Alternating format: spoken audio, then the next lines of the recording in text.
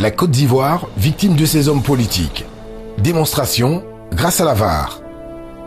Depuis l'indépendance de la Côte d'Ivoire, combien d'hommes politiques ont-ils quitté leur parti ou le gouvernement pour divergence sur la ligne politique de leur parti ou une orientation du gouvernement? 0. Combien de fois les débats et contradictions politiques ont-ils porté sur les problèmes quotidiens des Ivoiriens?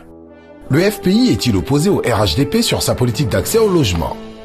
Le PDCI a-t-il quitté le RHDP parce qu'ils étaient en désaccord sur la politique de l'emploi des jeunes? Non. Soro Guillaume a-t-il quitté le RHDP parce qu'il était en désaccord avec une quelconque politique de M. Ouattara?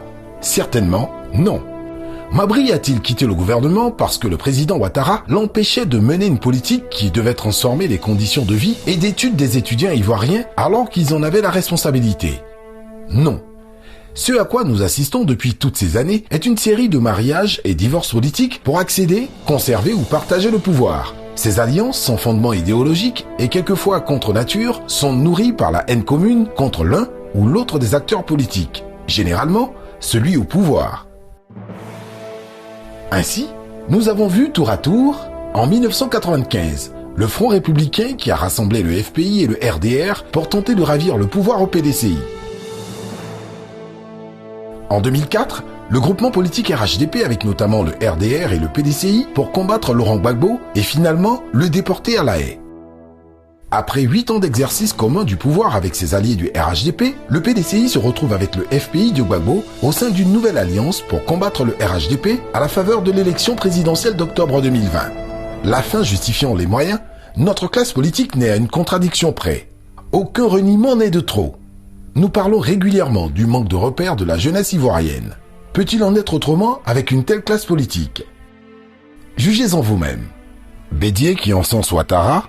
Je veux donc remercier en tout premier lieu Monsieur le Président Alassane Ouattara, bâtisseur infatigable, nouveau développeur de ce beau pays. Mais ça, c'est quand il partageait le pouvoir.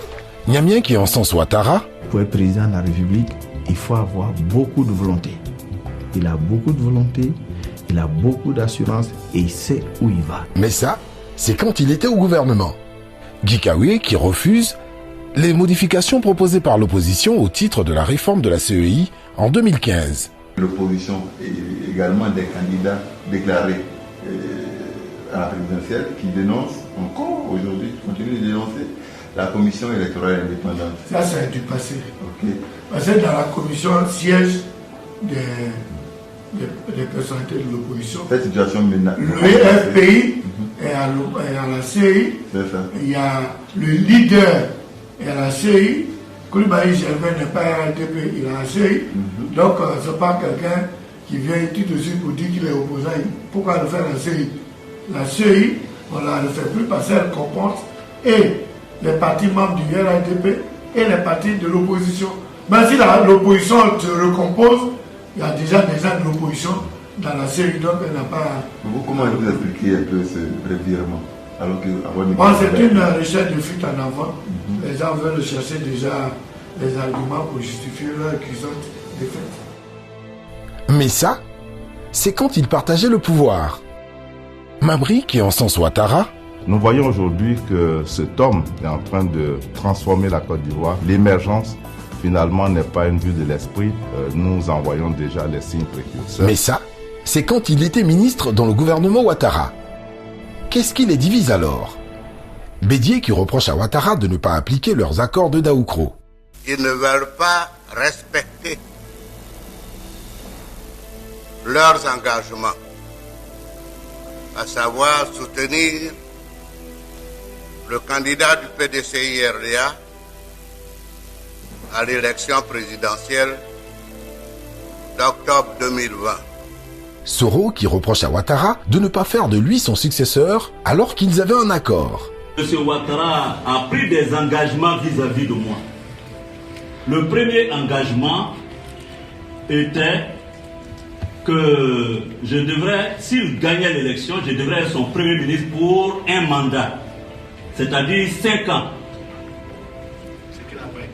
Il a été suffisamment intelligent pour me berner et raccourcir ce mandat-là à 11 mois. J'étais encore sous le charme, vous comprenez. Mes collaborateurs ne m'en voudront pas.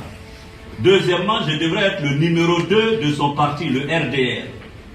D'ailleurs, le poste de vice-président du RDR, créé en 2008, était réservé à ma personne dès que je finissais donc ma mission à la tête du gouvernement.